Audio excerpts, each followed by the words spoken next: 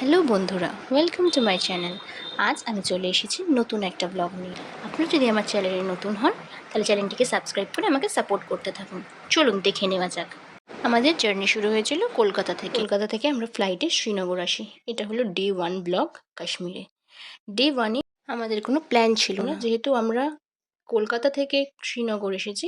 সেই দিনটা শুধু অফই ছিল। আমাদের ট্রিপ শুরু করার কথা ছিল পেহেলগাম থেকে। আমরা শ্রীনগর থেকে পেহেলগাম গেছি গাড়িতে। এয়ারপোর্ট থেকে কিছু দূরে এসে গাড়ি থেকে আমরা দেখতে পেলাম এই আপেল বাগান, যেখানে খুব সুন্দর গাছ ভর্তি আপেল হয়েছিল। সেটা দেখে খুব ভালো লাগলো, তাই গাড়ি থেকে নেমে এলাম ওটার সাথে ছবি তুলবো বলে, কারণ ওখানে আপেলটা গাছ থেকে পাড়তে দিচ্ছিল না। যেহেতু দুপুর হয়ে গিয়েছিল তাই আপেল বাগান থেকে বেরিয়ে দেখলাম ওর পাশেই একটা হোটেল রয়েছে, সেখানে খাওয়া দাওয়া সেরে নিলাম। খেয়ে দিয়ে এসে দেখি ওখানে আপেলের জুস বিক্রি হচ্ছে।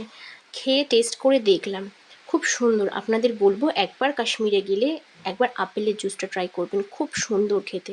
আমার এই ব্লগে দেখতেই পাচ্ছেন গাছ ভর্তি কত আপেল। খুব ইচ্ছা করার সত্ত্বেও এই গাছ থেকে আমরা একটাও আপেল তুলতে পারিনি, কিন্তু ওখানে তোলা ছিল আপেল। সেখান থেকে আমরা কিনেছি। আমাদের এখানের থেকে অনেকটা দাম কম।